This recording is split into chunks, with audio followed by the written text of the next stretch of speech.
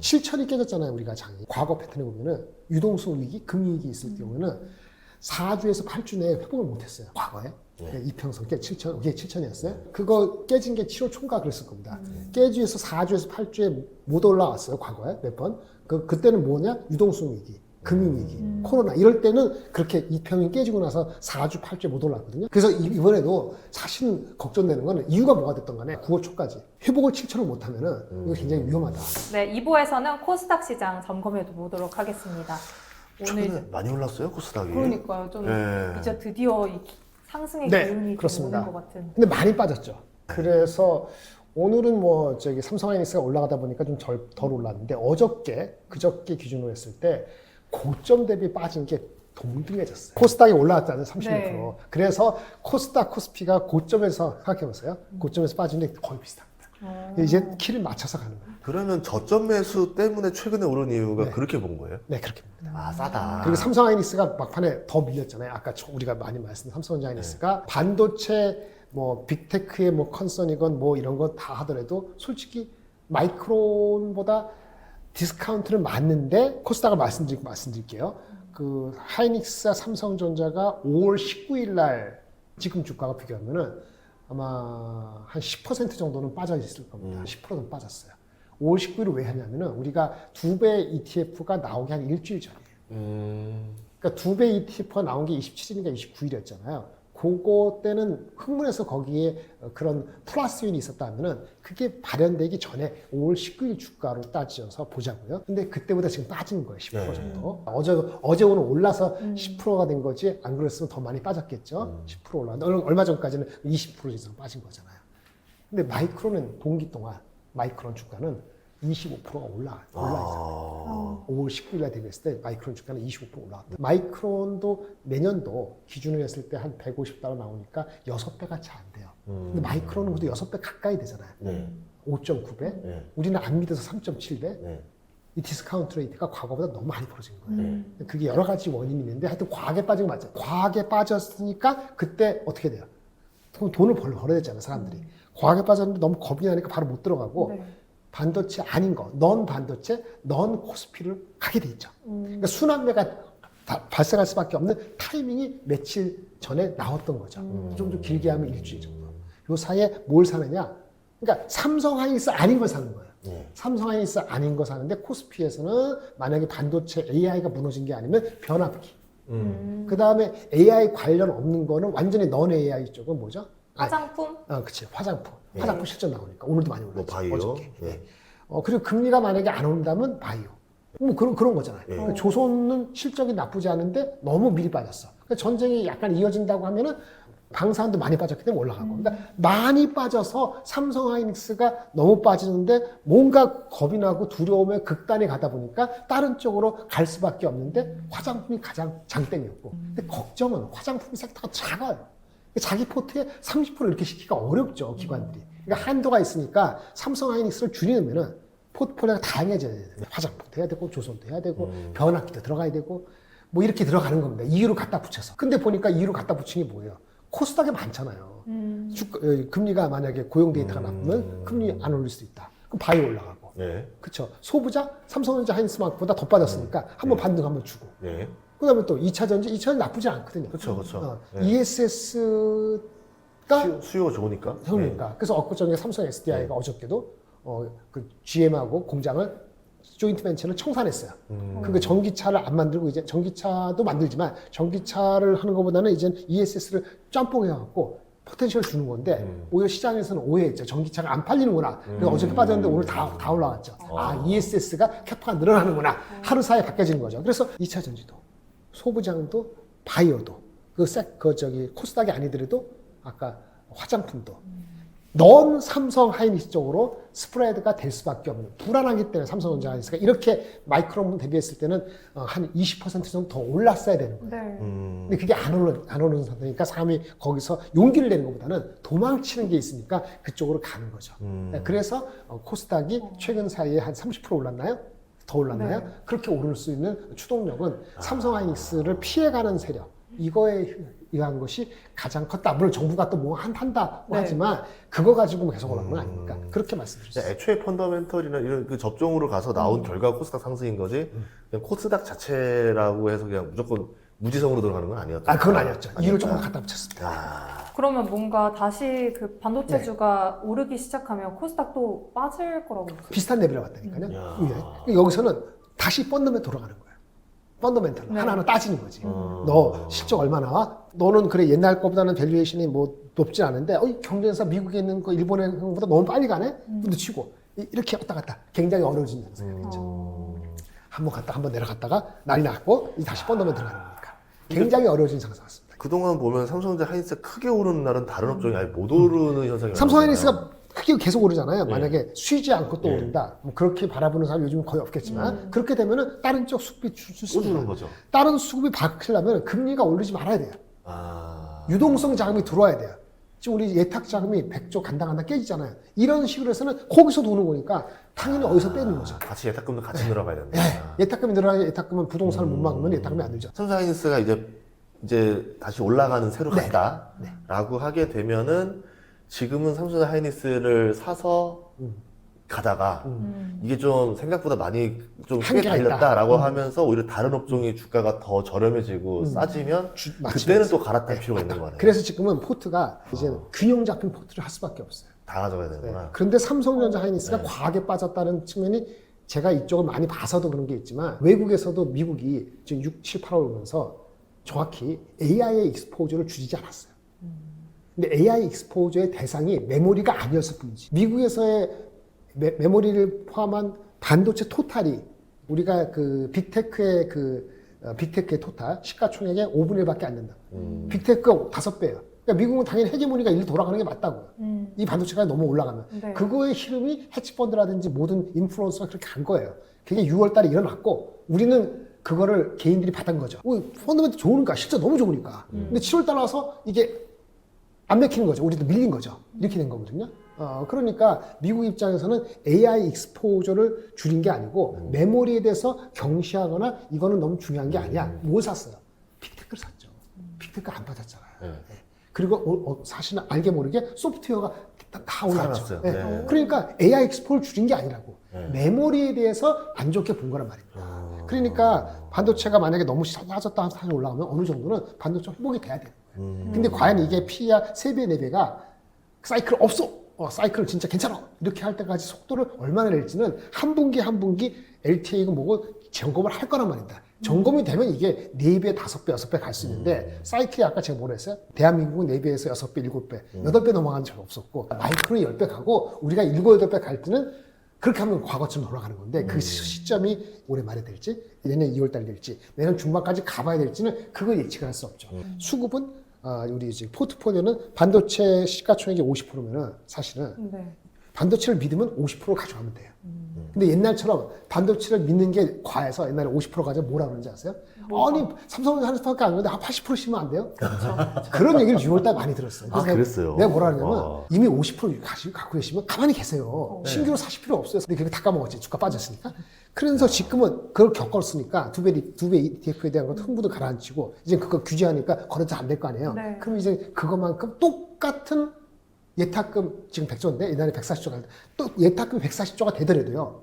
옛날 같은 2배 ETF 효과를 노릴 수가 없지 않습니까? 그렇죠. 그러면 당연히 주가 올라가는 파워는 생각보다 늦게 오겠죠. 그렇죠. 네. 그러니까 다른 섹터하고 균형을 맞출 가능성이 이전보다 높아진 건 맞죠.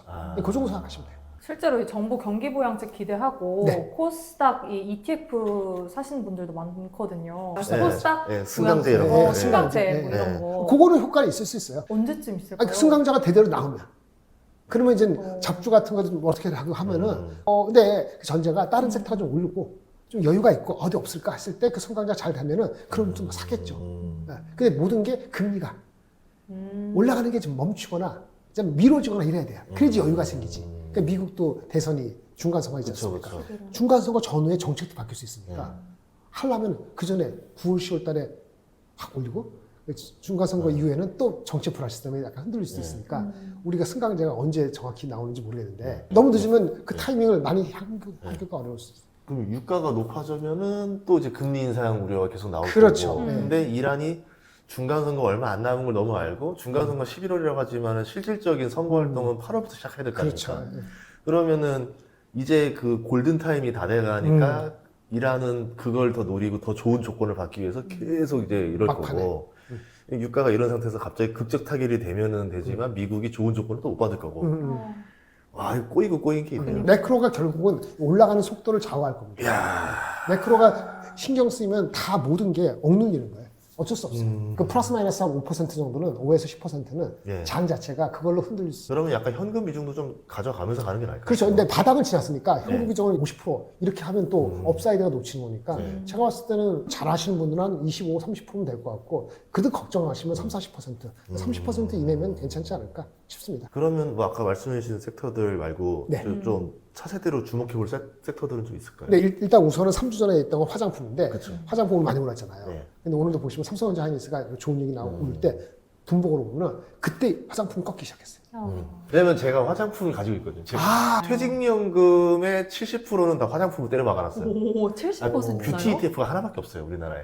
예, 그거 하나 딱 말씀하신 그때쯤. 아니, 저는 왜냐면 성장 속도를 보니까 삼성전자 하이닉스가 압도적인 성장이라서 그렇지, 여기도 괜찮은 고성장이거든요. 네. 근데 평가가 너무 전화됐길래. 밸류가 비싸지 않아요. 싸요. 네, 그래서 너무 안타깝다, 잘 되라는 마음으로 사는 거죠. 네, 네. 진짜 꽤 오랫동안 추천하셨거든요. 그런 마음으로 사시면 돼요. 아주 꽤 오래도 아닌 게 그 결심한 건 6월쯤이니까. 6월달 얘기하면은 그때 안 들지.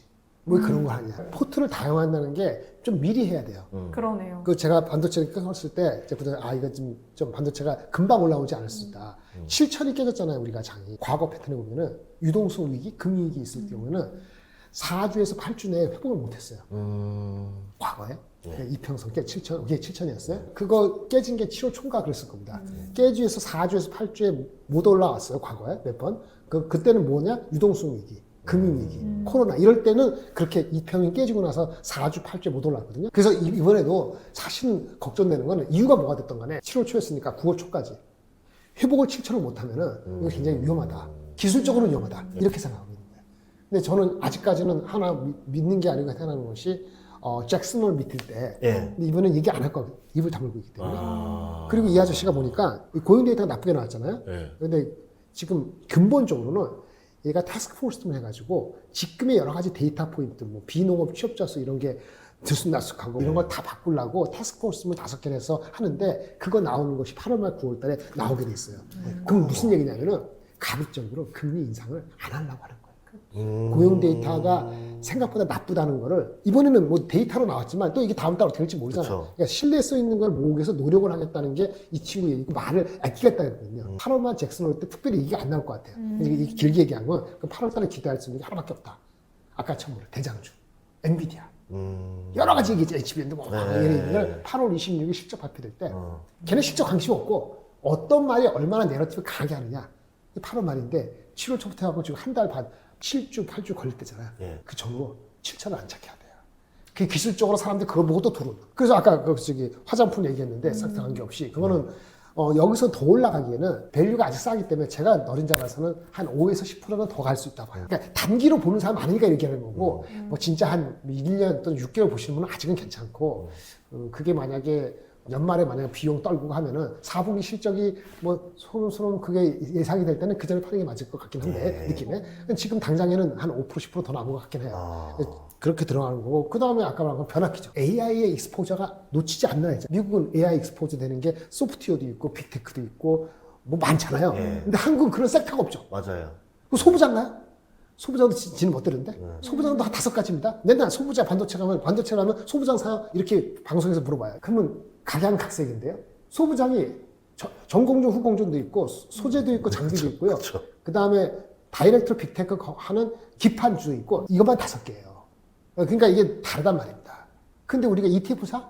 ETF 어느 종목사에 왔다 갔다 하는데 그래서 소부장 ETF는 돈이 넘쳐서 팍팍 지를 때 탁 넘어갈 때 그때는 삼성전자 하이닉스 ETF 많은 것보다는 소부장 ETF 하면 팍팍 튀는 게 맞지. 이제 그런 장이냐 이거죠. 그런 장이 아니면 소부장에서 종목을 쫓는 게 되게 어려워요. 예. 그렇지 않으면 소부장을 공부해갖고 한 6개월 이상 가져갈 수 있는 분은 하세요. 그러면 이제는 AI 익스포저를 벗어나지 않기 위해 AI 익스포저를 유지하기 위해서 할 수 있는 거 대한민국에서는 소부장이 큰 건 아니란 말입니다. 그러니까 삼성전자 하이닉스를 만약에 시가총액 50%인데 내가 쫄아서 30%도 안 하면 큰일 납니다. 이게 반도체가 개성한 거잖아요. 장 없어요, 사실은. 그렇죠. 한계가 있기 때문에. 그러니까 30% 갖고 있어야 돼. 지금 쫄았으면 30%. 그건 현금 30%. 나머지 40%는 뭐야? 40%를 골고루 나눠야 되는 거야. 그런데 업사이드가 단기로 보는 사람은 10%. 장기로 보는 사람은 3개월에 20%.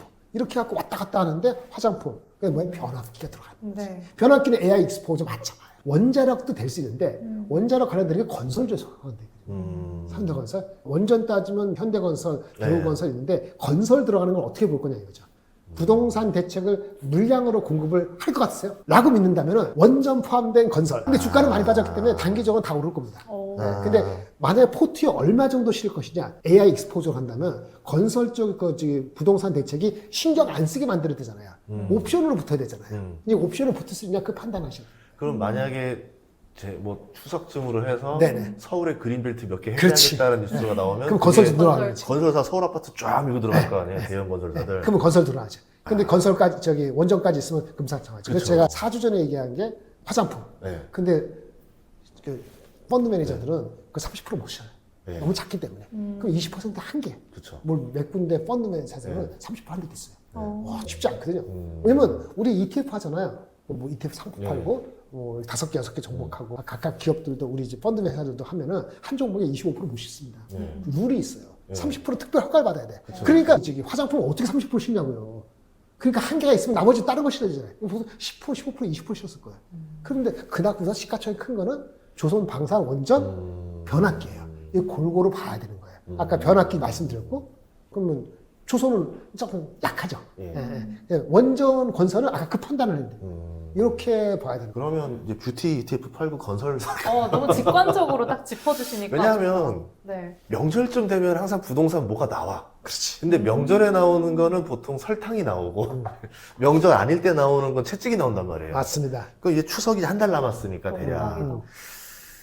배팅 한번 걸어볼만 하네요. 건설 ETF 괜찮은데 갑자기 들어. 시기가 딱 좋은 것 같긴 했습니다. 그렇게 예. 유연하게 예. 하시는 네. 추천. 좋습니다. 이렇게 듣고 나니까 좋습니다. 자, 그러면은 이제 뭐 지금 그러니까 투자 전략까지 다 들어봤거든요. 네. 네. 그러면 이제 하반기에 투자자들을 위해서 마지막 한마디 부탁드립니다. 네, 참 진짜 유례없는 변동이고 유례없는 각도로 빠진 것 같아요. 그래서 말씀드리고 싶은 건 유례없는 상승의 각도를 다시 보였으면 좋겠는데 또 설레발치면 안 되는 거니까 그건 그렇고 그래도 바닥은 지났다라고 저는 보여집니다. 미국이 금리 인상을 2번 연속으로 할 정도로 또는 경기가 침체가 완전히 이런 극단적인 케이스가 아니면 지난번 바닥을 오지는 않을 것 같아요. 지난번 바닥을 내려오면은 전 인구에는 출연을 안 하겠습니다. 그건 저만 소리 아닙니까? 반드시. 네. 마지막으로 말씀은 원칙을 세우시면 네. 될 것 같고요. 예. 그 원칙이 무슨 원칙이든 관계없는데 제가 봤을 때는 결국은 손잡이 원칙인 것 같아요. 삼성전자 뭐 어디서 사라, 어디서 밑에서 사라 하는데 제가 제 말씀 듣고도 한 15% 손절매 이번에 대부분 다니까 할 말 없고 송구스러운데 그때도 저한테 묻지 말고 시장에 묻지 말고 손절매 하고 더 내려갔을 때 다시 생각하고 이렇게 했으면은 사실 만회할 기회도 있는 거거든요. 예. 근데 누구 말 믿고 누구 뭐 해가지고 원칙은 있었는데 갑자기 까먹고 이렇게 하면 이렇게 빠질 때는 대책이 없습니다. 네. 이상입니다.